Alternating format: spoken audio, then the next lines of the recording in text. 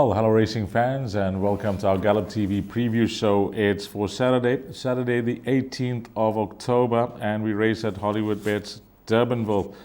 And what's on the go, racing fans? I trust that you're well and looking forward to this preview with Brandon Bailey.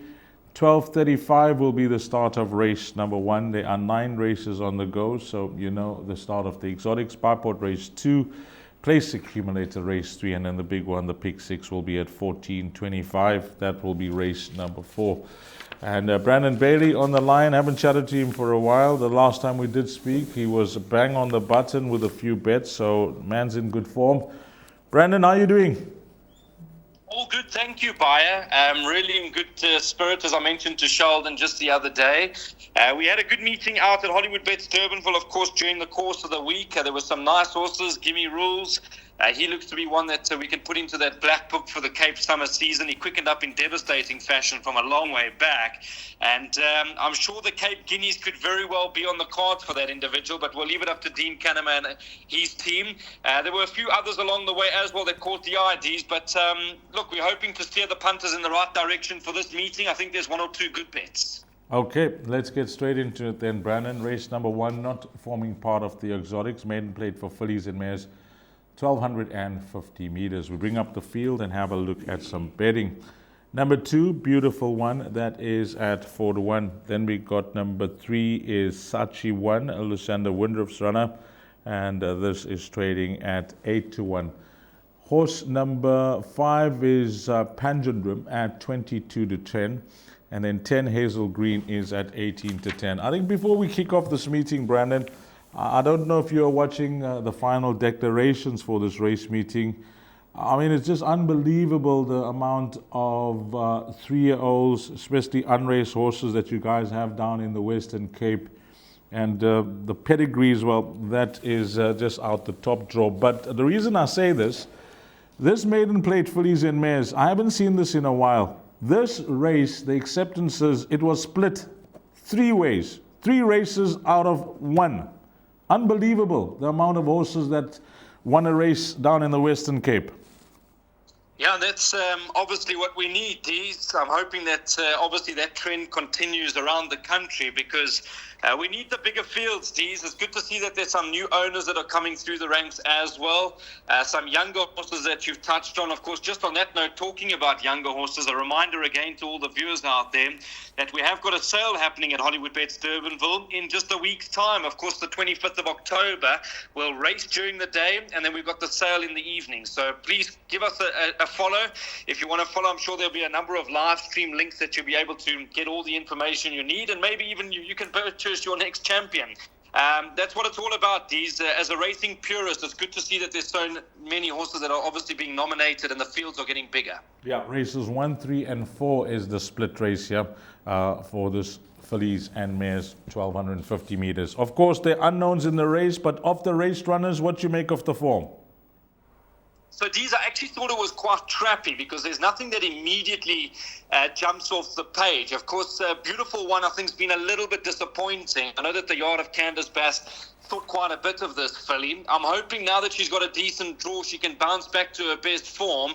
She does show some good work back at home from what I understand. She'll be there for nothing. They've dropped her back in trip, and I think that'll work wonders with number 2, Beautiful One. So you can make a case for her. My top selection will be number 5, Panjandrum. I think that's how we say it. James Crawford and Richard Fareem.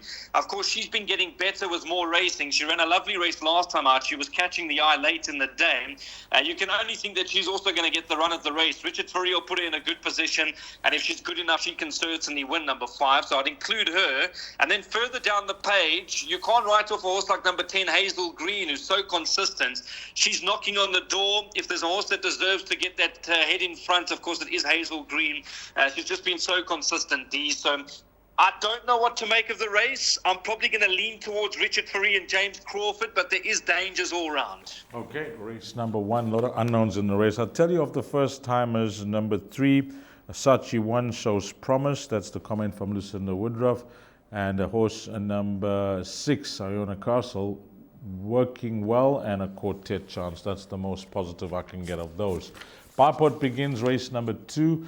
1,800 meters. It's an A stakes. It's a small field, but there's some quality here. And number 1 is Time for Love, 6-year-old mare, Michelle Ricks, 12-10. Then we got number 2, Triple Time at 7-1. 3, Magic Verse, Snaith and JP. That's at 13-10. That's JP van der Merwe. Number 5, Underworld, Justin Snaith and Craig Zaki at 3-1. Small field, Brandon.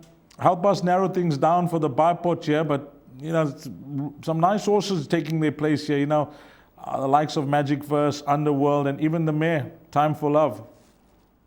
So, Dees, just on that note, I think punters must also keep an eye out for the perfectly placed interviews that were done, obviously, during the course of the week, thanks to Alistair and the team in the Western Cape, because there's a number of trainers that I think have given their input, and it'll help punters accordingly.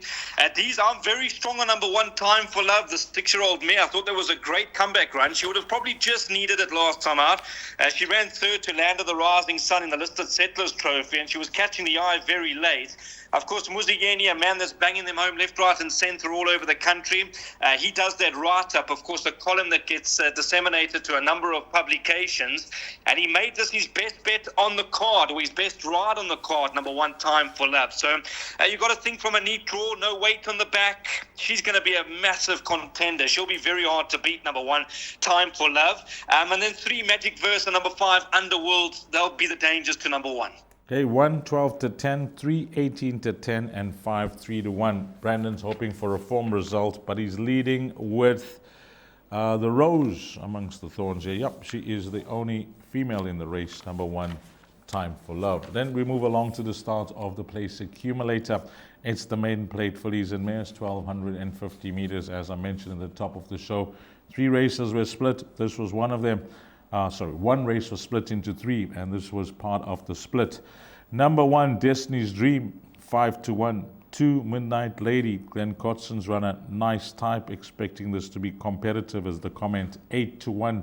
Then we got number 7, Got the Look at 12-10. It's Candice Bass and Aldo Damaya. And what else is there? Yep, there's one more runner, number 12, Boozy Susie at 6-1. She was making some good late headway when she raced at Hollywoodbets Durbanville last time out, but does have that wide draw to negotiate. Start of the place accumulator. What's your numbers? So, Dees, we're going to run through it. I think you can make a massive case for number 1, Destiny's Dream.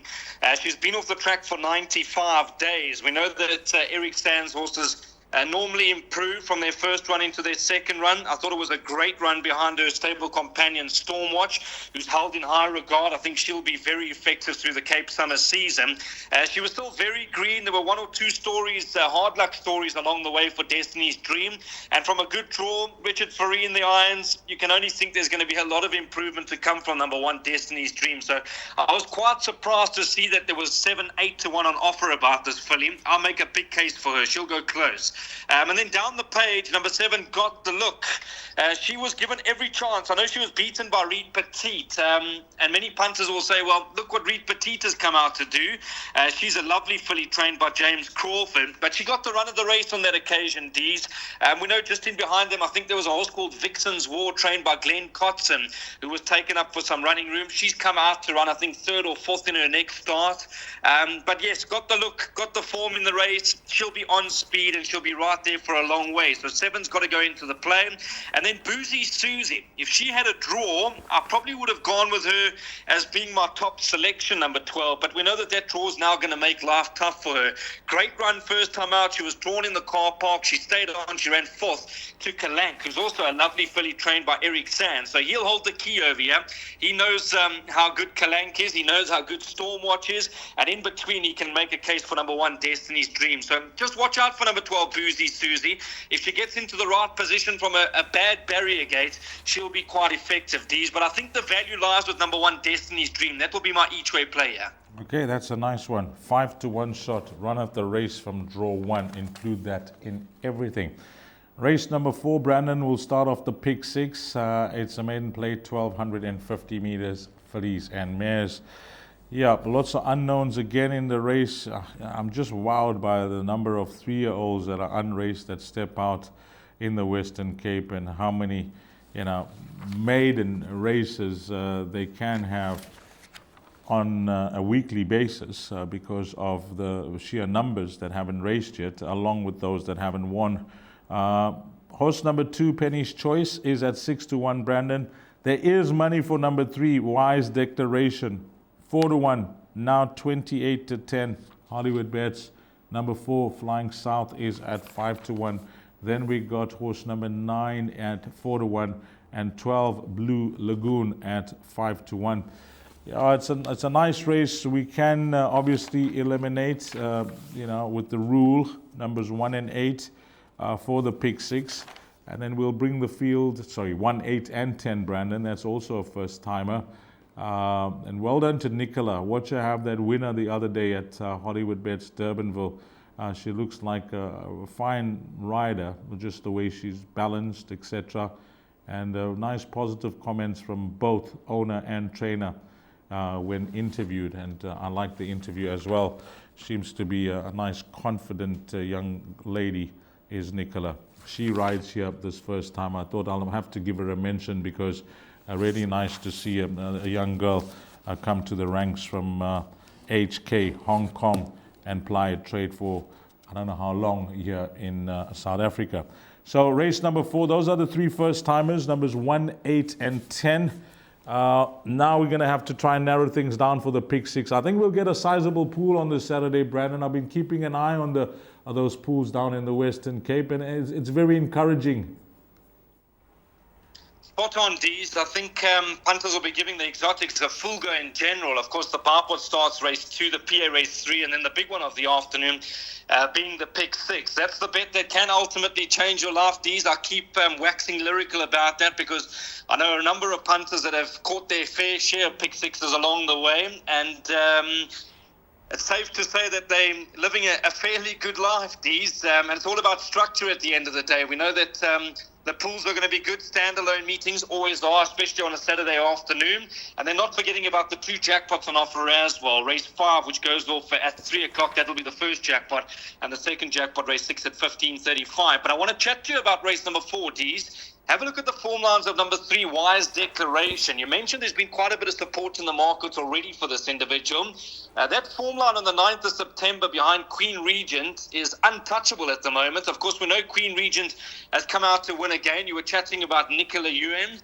Very confident rider, lovely. I've met her a couple of times in the Western Cape, and just awesome to catch up with her and her experience around the world. Of course, under the wing of Felix Kutsi, who you know very well, Dees, and many punters out there, was a great jockey. Stedford came out to win. We know Star World has come out to win, and even a filly called Red Beryl has come out to win. So the form lines around Queen Regent are very strong, and in between them was a horse called Wise Declaration.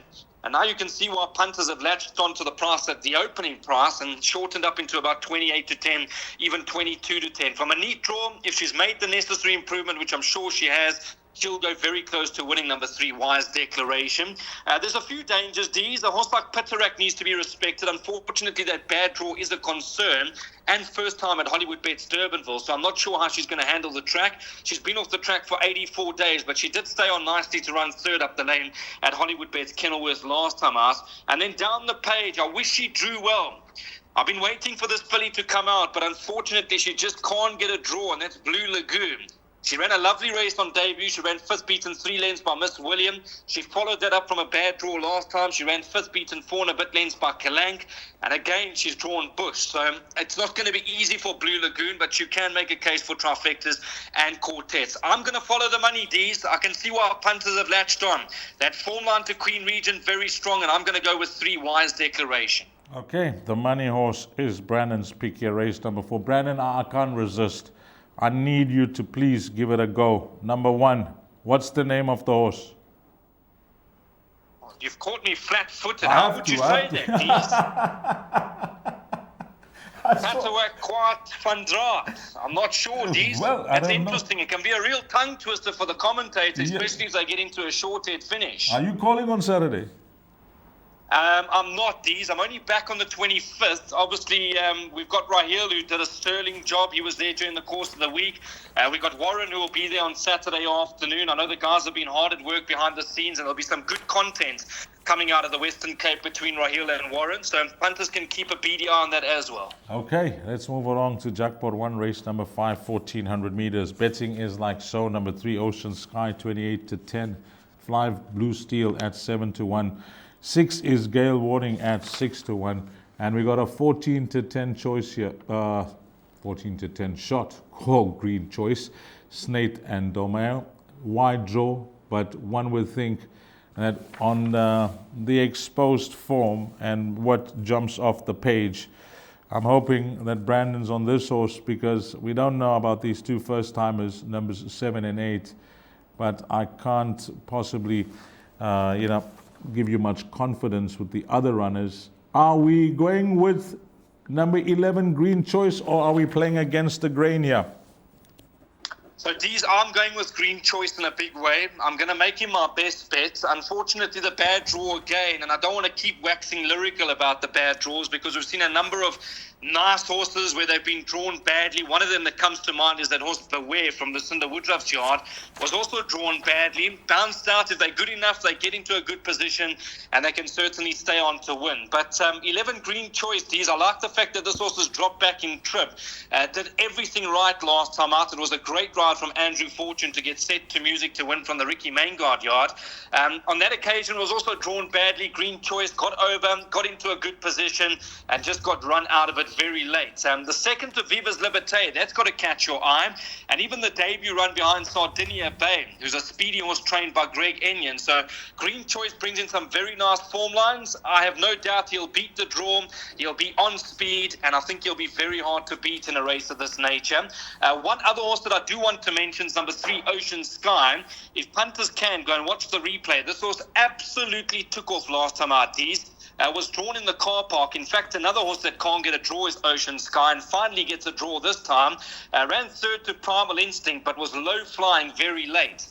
Won't be as far back this time out, number 3, Ocean Sky. I'm sure will be just a couple of lengths behind Green Choice, and Richard Ferree will charm into the race at the right time. So I'll make it a 2-horse race, but I am going with Green Choice. Okay, that is it. Race number 5. Race number 6, Jackpot 2, 1250 meters. A progress plate for fillies and mares. So that 6th race looks like so. Number 1, Miss World, is at 8 to 1. Number 3, Symphony in White at 5 to 2. Then we got number 4, Disting at 8 to 1. Number 5, Lowfelt Lily at 3 to 1. 6, Scarlet Macaw at 5 to 1. 28 to 10, number 7, Kind of Wonderful. And it's a small field, the best weighted column. It's tight between 6, Scarlet Macaw, and 7, Kind of Wonderful. And in those two have separated themselves from the balance of the field. Some nice horses here, Brandon. I don't know what's your thoughts. Usually my rule is very simple. If it's more than half the field, then it becomes a field race. And with 7 runners, it's either 3 runners or the field for the exotics. Can you narrow it down? So, Dees, I'm taking my chances. I think 28 to 10 is a great price about number 7, Kind of Wonderful. Richard Ferree for the Inform Eric Sands stable. In fact, Eric Sands has got some lovely horses at the moment.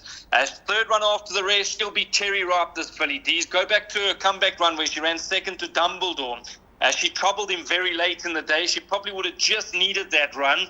And then she followed that up with Craig Zaki in a 1400 in the Diana Stakes, where she ran 5th, beaten 2 and a bit lengths by She's My World. She was unfortunately drawn badly on that occasion.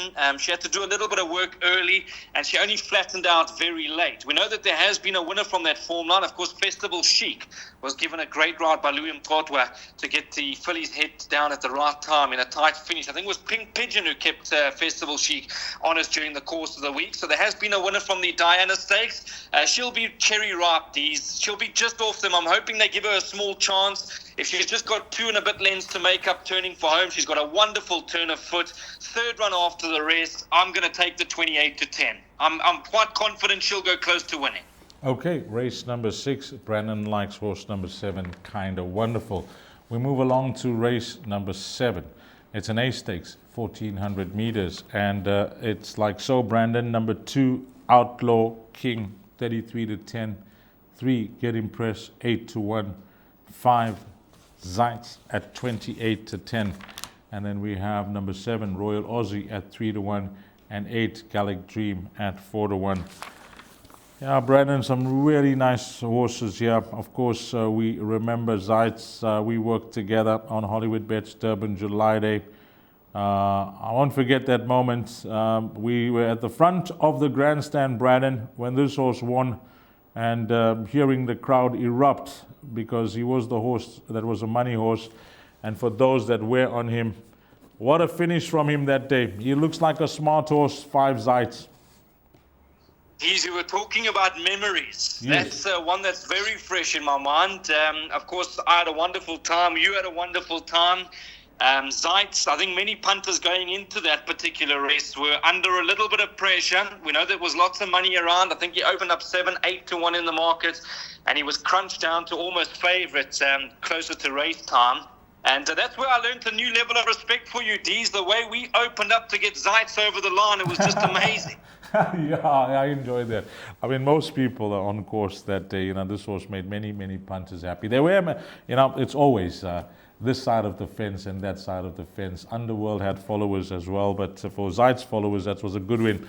I don't know how well fit and ready he is for this race, but the one thing that I will tell you is that, some information when it comes to what we know is that they were quick on the line to get Sereno Mudley on this horse. Called me up and said the horse is ready to run. We'd like Sereno to partner him for the balance of the Western Cape season. We've got some races lined up for him. This is where he's starting up his engine. He has put up a fair gallop. And they want him to partner the horse throughout the season. So this is where it begins for his I'm saying KZN, for his Western Cape campaign, number 5, Zeitz. But I don't know how ready he is, but the one thing we do know is that he's got loads of ability. He's got loads of ability, Dees. I know that obviously he won't be fully wound up. As you mentioned, he's got a long season in front of him in the Western Cape, but he's got gears. That's one thing I can assure you. He can turn it on in a big way.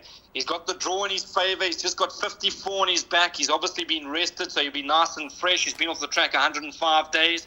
And he was gelded in the interim. He was gelded on the 14th of July. So these I'm going to go with him because he's one of my horses to follow for the Western Cape season.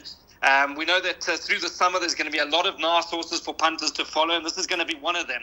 So I'm going to go with him purely based on his ability. So we'll make him our top selection. You can make a case for number 2, Outlaw King. I thought his comeback run was exceptional when he ran third to questioning in the Matcham Stakes. He moved up a winner on that occasion, and then unfortunately for the rest, questioning just had gears over that last furlong or so. But it was a nice comeback run. We know that Dean Caname also starting to rev up the engines and get his horses ready for the season. From a good draw just in behind them, we know that he's got gears. So number 2, Outlaw King must go into the play. And then you can make a case for number 3, Get Impressed, and number 7, Royal Aussie. Both Justin Snaith's inmates have certainly run to some high levels of ability, Dees. We know that Get Impressed, his comeback run was out of the top draw when he ran second to Pinot Grigio in a driving finish.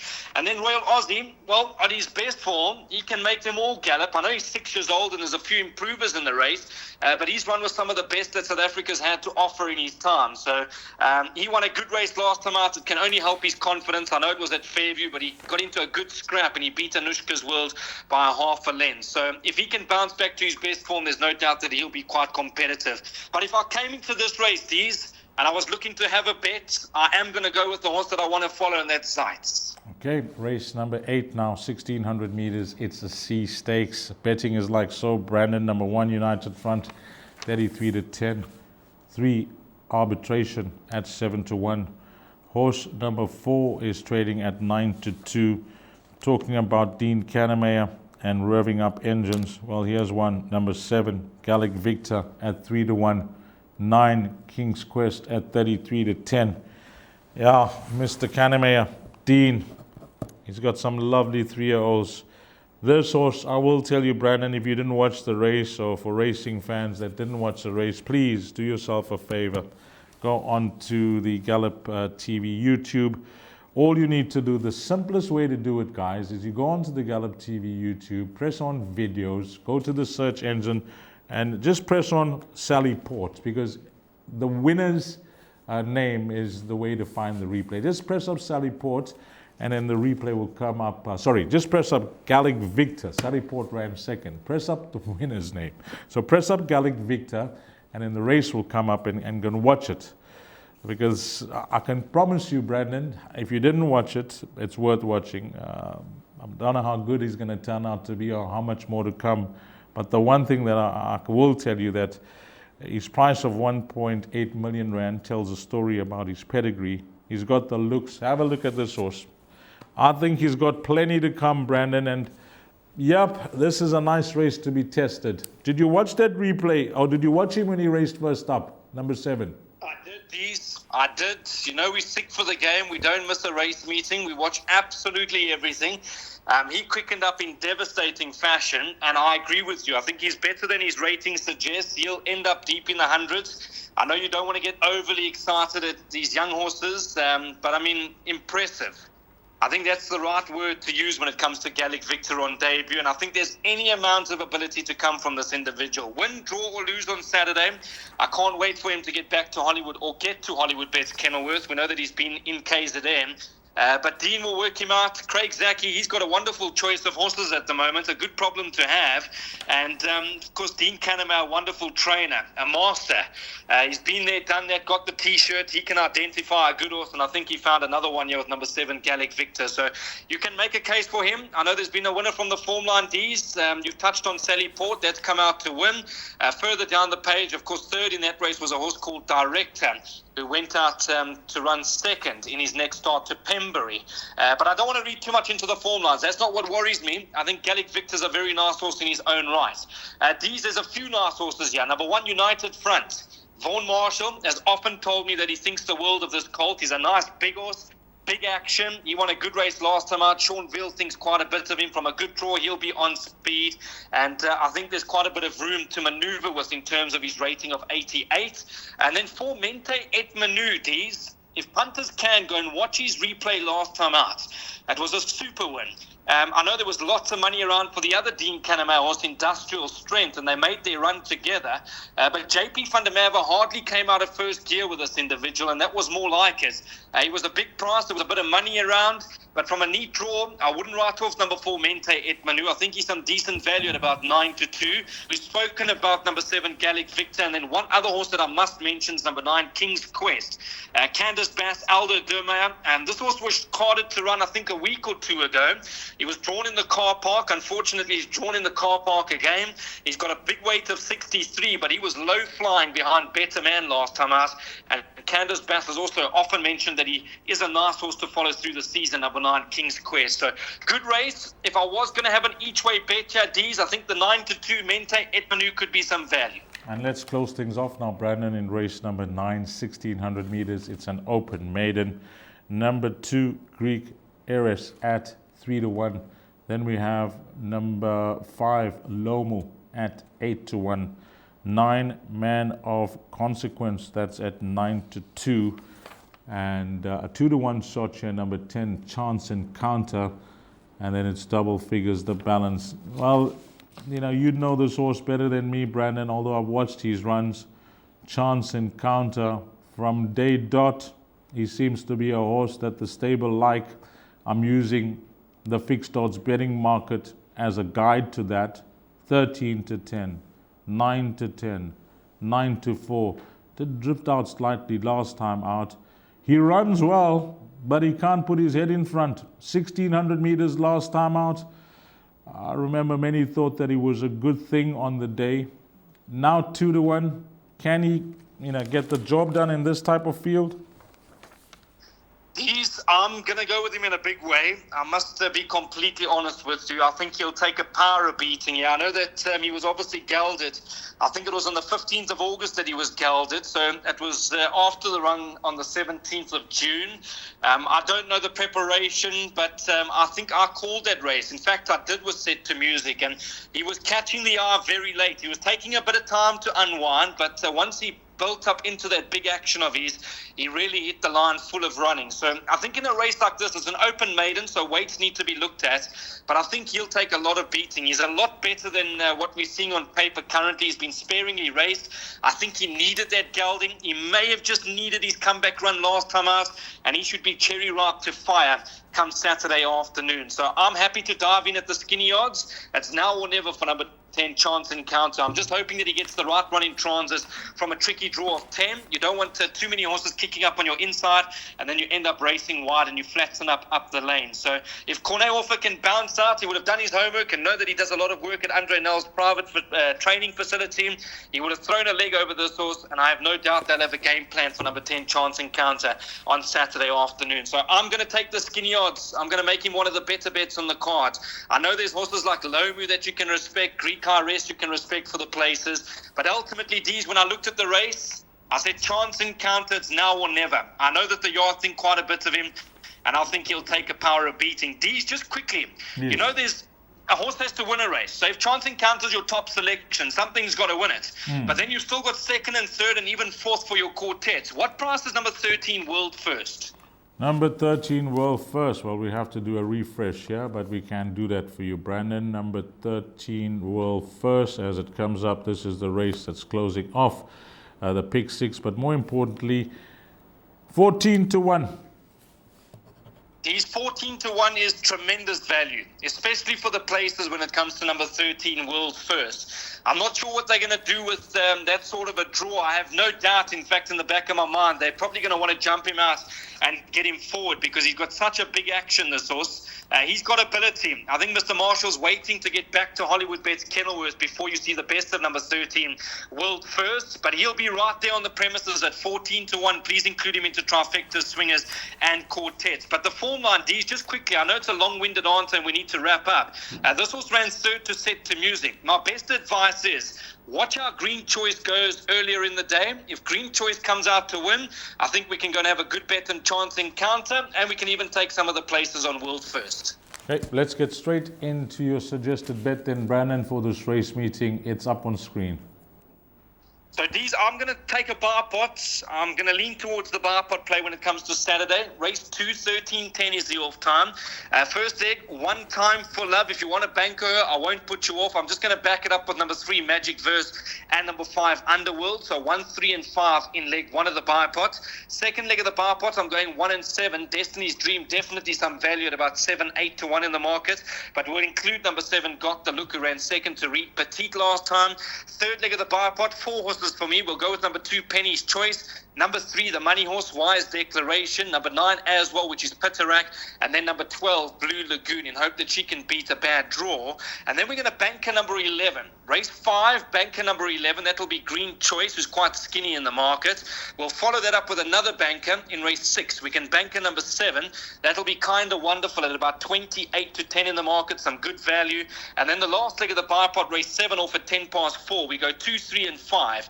2, Outlaw King. Number 3, that'll be Get Impressed. And then 5, Zeit. Great to have him back on the racetrack in the Western Cape. So just 2, 3, and 5 in the last leg of the bipod. My best bet will be race 5, number 11, Green Choice. And my value bet, race 6, number 11, Kinda Wonderful. Thanks for your time. Thanks for your effort. And most important, hope everything falls into place with your guidance for Saturday, the 18th of October. Always a pleasure, Brandon. Dees, thank you. Always an absolute pleasure chatting to you. Certainly a man that I enjoy working alongside with, and we can't wait to see you in the Western Cape soon. Thanks again to all the viewers for their viewership. I know that these podcasts, 30, 40 minutes, never easy to try and squeeze in that time, but they really do go the extra mile to try and listen to everybody around the country. So thanks to the viewers, thanks to the punters. Hit them hard on Saturday afternoon. We'll chat soon, Dees. Bye-bye. For Brandon Braley, for Gallop TV, and myself, Dees Dynan, to you, the valued racing fan, have a blast, find all the winners. Hopefully it turns out to be one of those memorable days racing at Hollywoodbets Durbanville on the 18th of October, this Saturday. Until we meet again, you take care. Salani guys.